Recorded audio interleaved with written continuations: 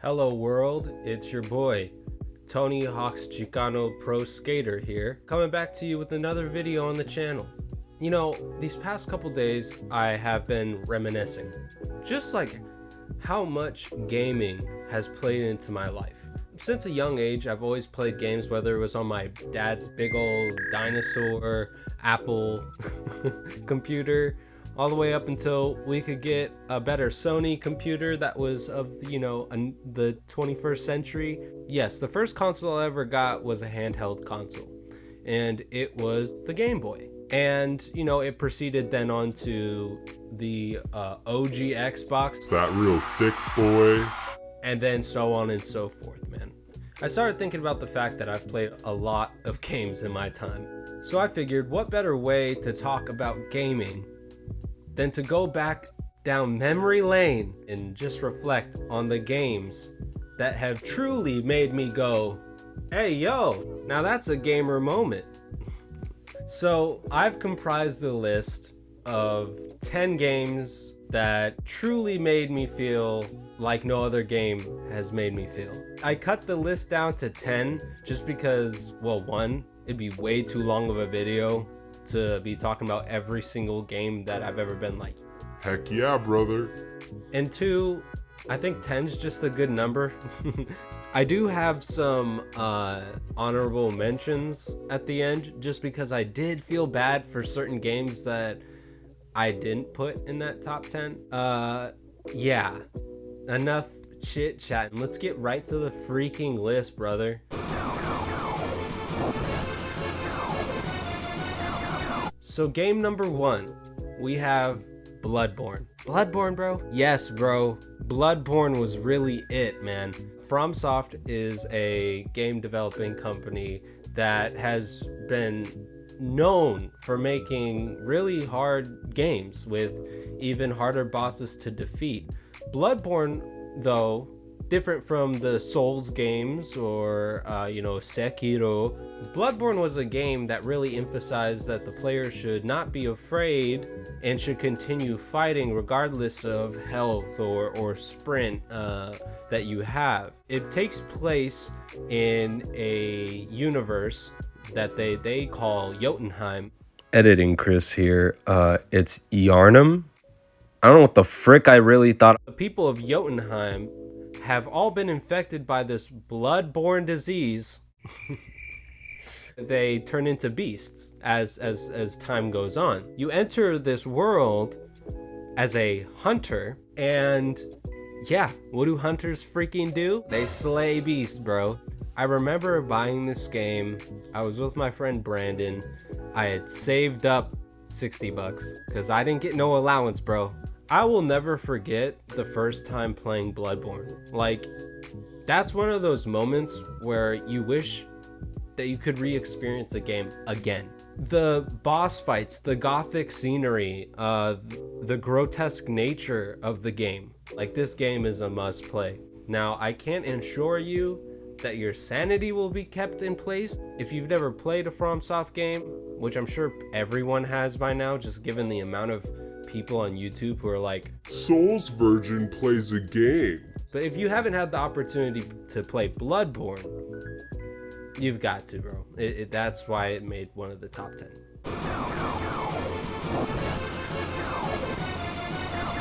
Number 2, Tony Hawk's American Wasteland. So I included this game just because there are so many skating games that I played as a kid.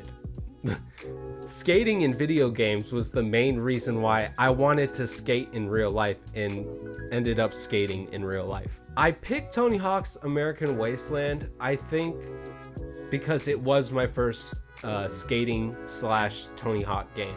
The game starts off with your made character that you create getting off a bus, dropped in downtown Hollywood, and they present it as this gross place with all these, skaters skating around, and everybody's big break in this town is, hey, we really want to, make an American wasteland where all the pro skaters once used to skate. The objective throughout the game is to go around, well, Los Angeles and collect all of these skating artifacts where pro skaters used to skate. Collect it to bring it to American Wasteland so that hopefully we have this huge American Wasteland park where all the boys and girls can come and skate. I gotta say, the music on that game, and it's definitely for the time period, just given that it's all like, you know, punk music and you know, like your Green Day and all of that. It's just an overall experience that when I think of gaming, I cannot exclude that game out of my life. I played that game so many times that even though I beat the story mode several times, or I went around and did all the freaking missions that are so hard to beat. Chris, include the clip of the dude in an alien costume telling you to do that freaking impossible mission, or at least I should say it was impossible to me, on the Ferris wheel, bro. When I was a kid, I could not complete this. So put the clip in.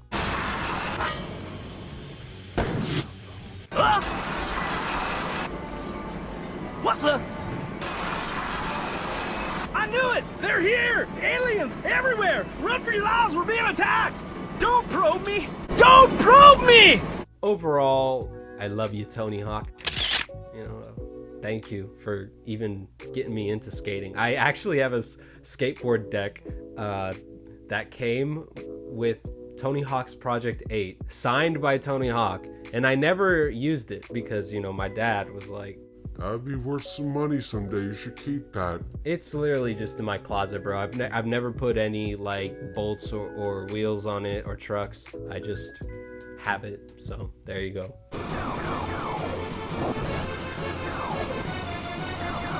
Number 3, Star Wars Battlefront 2. And no, I'm not talking about the freaking Battlefront 2 that they released on PlayStation 4. Frick no, dude. EA.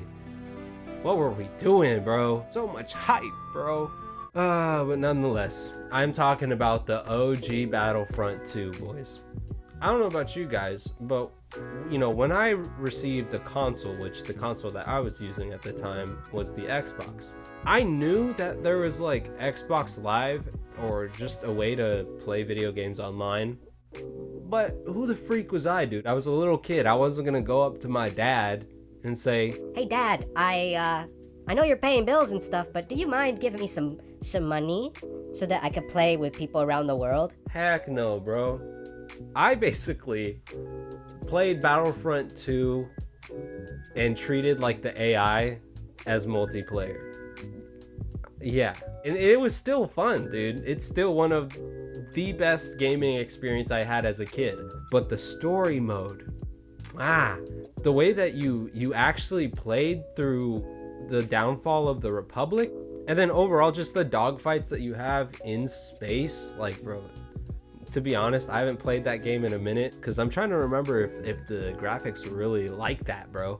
Regardless if the graphics were great or not, at that time, man, that time period, you couldn't help but feel like, now this is gaming, bro. Man. Yeah, I feel like I could go on and on about it, whether it's the vehicles, the AT-ATs, the AT-STs, I mean, the Republican fighters like the Y and the X-Wing, bro. I remember playing Hoth, the Hoth map, more than anything, and I would always try my best to fly one of the Republican fighters with the freaking rope and try to get the AT-AT all fricked up, you know, because I want it to be just like the movie. And of course, no one can forget, like, bro, you have the option to be Boba Fett. Like, come on, bro. There's nothing else I have to say. That's my boy Boba Fett right there, bro. You already know I got the Slave 1, and I've got his freaking helmet in Lego form right here too, bro. Don't play with me.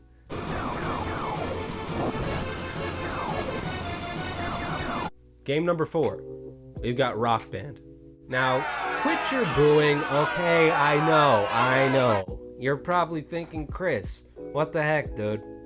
Rock Band, you could have easily put Guitar Hero on top of that. As a kid, I would just go to the freaking Game Crazy. Yeah, Game Crazy, if that doesn't throttle your nostalgia. My parents surprised me at my birthday party.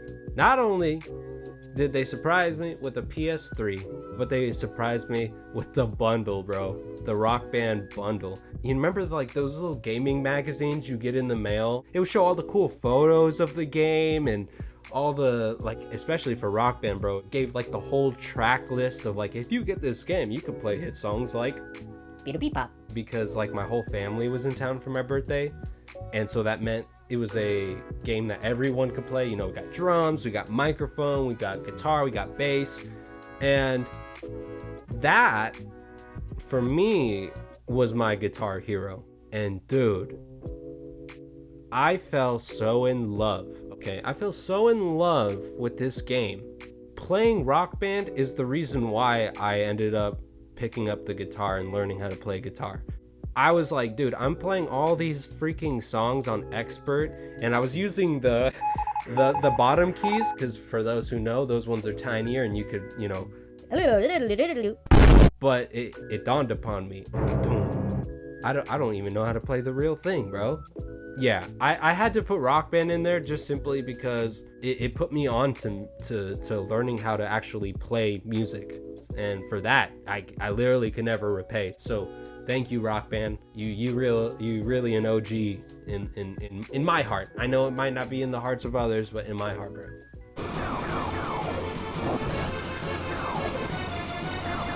Game number 5, Yakuza 0. Yakuza as a series I'd always heard of. Never once played it. Yes, I know the freaking meme. It was about 2 years ago now that I actually said, screw it, I'll play Yakuza, because I never played it before. What was it? It ended up being like $19 or something. Let me just say this right now, I would have paid $100. $150 if I would have known what Yakuza was gonna bring, bro. The characters and the writing of this game, they're top. They're top, bro. Like, goodbye Game of Thrones. Like, for real though, like, this was one of the, if not one of the best games I've ever played. Kiryu is one of the best written video game characters of all time. And come at me if you don't believe me. You don't even know who Kiryu is. Go and play the game. Come back to me, and then give your thoughts. To me, Kiryu is, like, his whole aura is what I aspire to be. Yakuza, like, no spoilers, is just about a gang member who finds himself in a predicament, and through the game you are learning how to navigate this predicament. But also in that, Kiryu is learning a lot about himself, maybe cons about himself that he needs to work on, and more about life in general, and what his life is even about for him. Dude, I cried like a baby, bro. I cried so many times during this game. The betrayals, bro. Not even just the betrayals, but just like even the happy parts, bro. Even the happy parts had me shedding a real thug tear, bro. I'd be damned if I didn't put Yakuza on here, bro. Hey, yes, of course, let's not forget the karaoke that you can go and have Kiryu or Majima sing. That's fun too.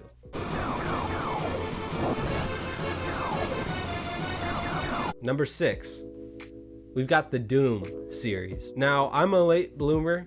Yes, I know Doom has been around for a long time, but once again, my parents, bro, they didn't even allow me to buy the Jaws game. Why? Because it was rated M, and I was in 4th grade. Now, my little kid brain was like, But it's a shark. I just want to be an animal. and my parents were like, it says 18 and plus, sucker, don't get me fooled, bro. I convinced them anyway, though. But the point of me saying that is that I didn't get to play a lot of games that I know people deem as like I grew up on this, man. well, I didn't. And Doom is a game that I discovered while I was in college a couple years ago. Doom 2016, I believe. That Doom was the first Doom I ever got to play. Literally, like their motto, rip and tear. That's all you gotta say. It is a game where it's non-stop action. You rip and tear, shoot through enemies. There's no reload button. It reloads automatically for you when the clip is empty or if you don't have any gas in your chainsaw. And it is one of the most fun games I've ever played. Now, because of that experience, I was like, dude, this is what I've been missing out on. I've got to play, like other ones, playing like the Doom 64. And then later on, during the pandemic, we got Doom Eternal, boy. And Doom Eternal gave us everything plus more. I played it on like the second to hardest difficulty, because there's no way I'm playing the hardest difficulty, bro. You literally get one life for the whole game and then you restart. No, I'm cool, bro. If there's any game that has one of the best soundtracks of all time, it's Doom, bro. Doom is a game that I suggest everybody who hasn't already play. Everybody should. So yes, Doom Eternal, rip and tear.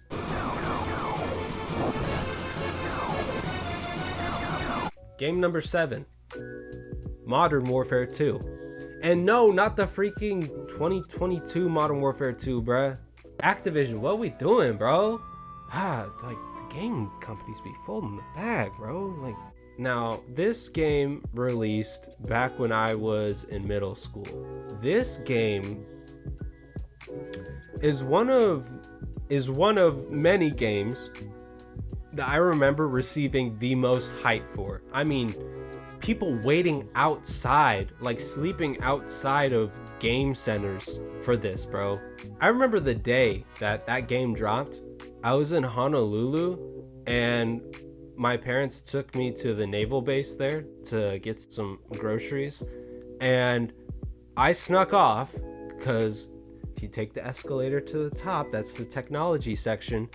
And boy, like, bro, there was like no room to move at all. And I just remember being so sad seeing all these people pick up their freaking copies. Shout out to grandmas, bro, because I just whispered to my grandma. I was like, hey, my parents won't give me this game, but I really would appreciate it if you just, do a little thing for me and go ahead and get that Modern Warfare 2, bro. And bro, she came through. I'm sorry, Call of Duty, but that was, no, screw that. That is the best game y'all ever made, bro. Like, for that time period, bro, like, that form of multiplayer, as far as like graphics, as far as customization of titles, and actually trying to complete challenges to get these really cool animated titles. Like, bro, I'll never forget the day I got the My Little Pony title, bro. I was just like, I've done it. I've beat the game. You would never want to be in an MW2 lobby, bro, and have your mic on. Couldn't be me, bro. I was too scared as a kid. All these people yelling and slurs and mean words. But that was like the era of trick shots, like the intervention, boy. I need to stop. Essentially, I think the biggest part, even though I mentioned all of those things, the biggest part that made Modern Warfare 2 the best Call of Duty game for me is the community, bro. I'm not talking about the online community. They're toxic. What I mean is my friend group that I had at school and everybody who got the game. We all, like, bro, when I was a kid, I didn't have money. I should just say that. I didn't have money.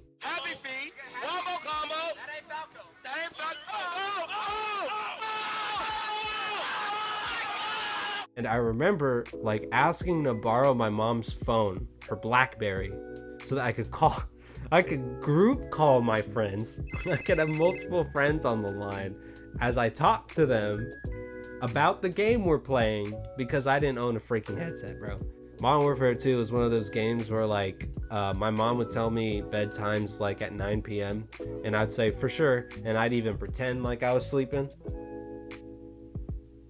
And then I'd peep my eyes open once they went to sleep, turn on the TV real quiet, like slip on my little headset, and I'd be whispering to my friends, bro. Yeah, bro. No, yeah. He's on A right now. Game number 8. Let me see. 5, 6, 7, 8. Correct. 8. Mortal Kombat X. Now, I've played multiple Mortal Kombats, but I had to decide, okay, but which one is the one? And in my opinion, it had to be Mortal Kombat X. Mortal Kombat X is a game that I actually played through the storyline. I didn't just go straight to versus. Like, I was like, okay, let me try the storyline, see how this goes. Fire. Just fire, bro. And it was also the first time I ever wanted to learn how to play a fighting game. So essentially, Mortal Kombat X was like my first fighting game, even though I've played plenty of fighting games in the past. Shout out to Aaron Black, the cowboy himself, bro. I was a Aaron Black main. I was really out in these streets, and any of my friends who would pose a threat to me talking about, You ain't really about that life, bro.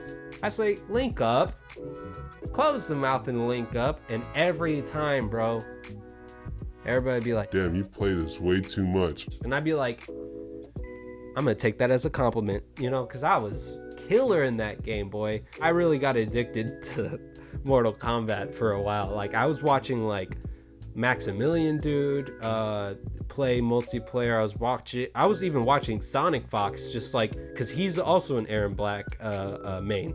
I was watching him, bro, and it made me want to be a better Aaron Black. Well, I had to put Mortal Kombat on there. Shout out to Aaron Black. And yeah, next game.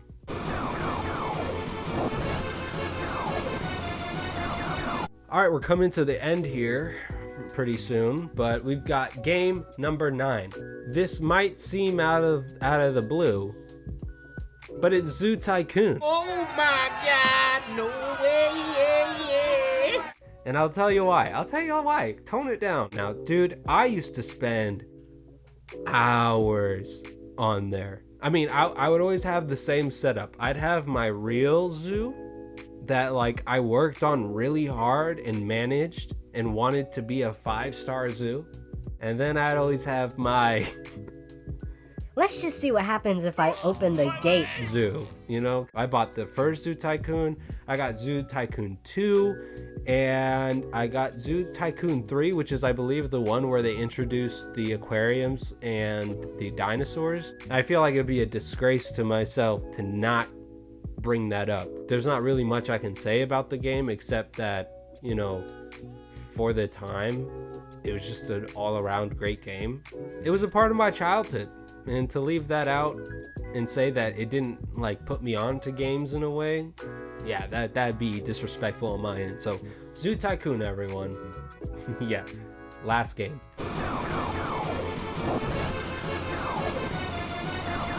All right, and now number 10. Now this one was a hard one to choose, but at last minute, just like a freaking light bulb, it came to me. Star Wars Republic Commando. If you know, you freaking know, bro. Republic Commando is a game where basically you are a soldier with your squad mates, and the thing that 5 minutes into playing this game that blew my mind, you could tell your squad what to do. So you'd be like, all right, we're gonna need some sniper shots over here. We're gonna need you to put some mines down here, and I'm gonna need you to put some suppressive fire over here. And to me, as a kid, I really felt like I was a clone, bro. Oh my gosh, I remember now. You could tell one of your squad mates, like, hey, go heal up. Your health's getting low. Or, hey, why don't you go revive him? Or, hey, hit this particular enemy. Like, this game was ahead of its time, in my opinion. And at that time in my life, I was like, this is freaking video games. Not to mention, the storyline itself is great. I'm just gonna say Order 66, just not to spoil it. Order 66. Yeah. A clone, Order 66, I think you get the picture. Star Wars Republic Commando. W, bro. W. And you could freaking mod your weapon, bro. You could change it from a sniper to an assault rifle to a shotgun. Oh my gosh, bro. And you get to use Wookiee weapons. Anyway, you get the point. I really love the game, and I had to include it in this list of 10. Now, I do have a couple honorable mentions. So, first honorable mention we have is SpongeBob SquarePants Bikini Bottom. It was a really fun game, and as a kid who's one of my favorite shows was SpongeBob growing up, it really felt like I was in that world. So I thought it was a really cool game. It's actually pretty funny as well. Like, it's just a fun game overall. I just played it a year ago just to see if it held up, and dude, it still holds up. So, you know, that definitely came up in my mind as far as one of the games that have stayed with me for the long run. Second honorable mention, I have Resident Evil 4. The main reason why I didn't put it in the top 10 is because, well, I gotta be honest, I didn't play it until last year. Resident Evil 4 is personally my favorite Resident Evil. Just, do we even have to talk about it? Do I have to mention his name? Nah, that's okay. Basically, I like the game because of just the fast pacing, which normally for anybody who's played Resident Evil games, you know it's pretty slow and you have to manage your inventory pretty well. It was such a fast-paced game, and the storyline itself was just dope. I loved the storyline, and as a fellow Spanish speaker, I was like, Yo entiendo. Also, gotta love the freaking merchant. He just pulls open his jacket and goes, "What are you buying?" I love it. I love it. Best Resident Evil game in my opinion. And yeah, let's get on to the next honorable mention. All right, got Animal Crossing. Now chill. I know, Animal Crossing was everybody's favorite game for a minute, bro. They couldn't have released Animal Crossing for the Switch at a more perfect time, where everybody was at home doing nothing. And dude, that brings back some fond memories, bro. Some great memories, bro. Frick, after this video, I might just have to go check on my island. My first experience with Animal Crossing was on the GameCube. I remember at first, I was so confused. I felt like I shouldn't be playing this game at my age because I was still in college. And I was like, so this is what y'all been on about, huh? I remember playing it for like a week, and my brain just finally ticked on, and I was like, and dude, just the way that, like, you know, your neighbors are randomized, so like everybody has a different experience, or somewhat of a different experience, because I mean, can't really randomize all the characters. Somebody's gonna have the same neighbor as you. Just how unique your town really was. I mean, you get to make your own theme. I love the fact that, you know, you keep up with your neighbors and you have to continuously talk to them in order to build up a stronger freaking bond. I feel like if you haven't played Animal Crossing, you're still under a rock, because what's your excuse for Animal Crossing on the Switch? You said you don't got a Switch? My bad, bro. Yes, I had to bring up Animal Crossing because it still holds a soft spot for me. Now, my fourth honorable mention, and I only have 5. My fourth one is the Red Dead series. I felt like I had to bring up the Red Dead series in the sense of the main characters. Like, in Red Dead 2, got Arthur Morgan, bro. Arthur Morgan, bro. You are such a G, bro. And then that goes the same for John Marston in the first Red Dead. I feel like I don't have to really get into the series that much. I mean, everybody knows it's an open world RPG. Even if you beat like the main storyline, you could literally spend months completing the actual entirety of the game, that be side quests.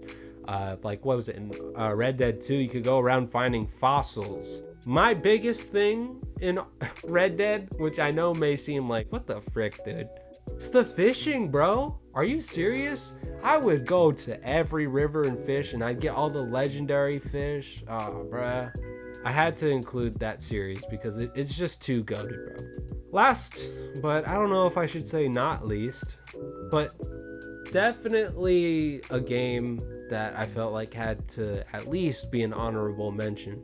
Peter Jackson's King Kong video game for the Xbox. That was, if not maybe the first video game that like I begged my parents to give me.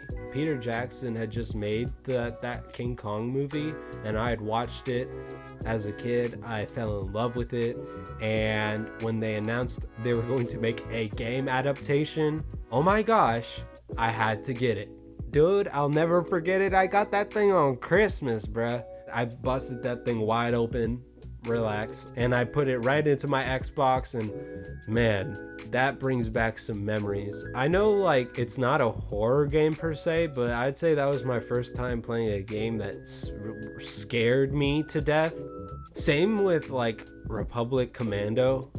You could tell people where to go, what to do, and you could like exchange weapons. So if like your boy had a Tommy gun and you're holding like a freaking stick, you could literally be like, "Hey yo, I'ma need that." and he'd change it for you.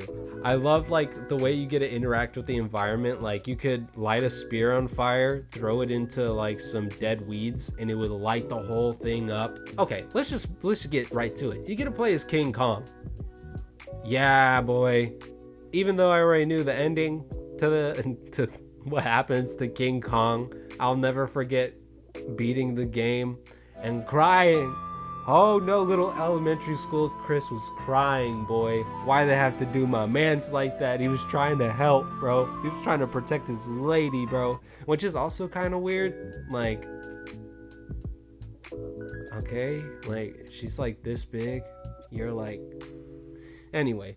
Those are all the games that, you know, I wanted to fit in this short list. You know, you guys let me know. Do you agree, disagree with some of my choices? Is there anything I missed? I had a good time. This was really fun. Thank you for stopping by, watching the video.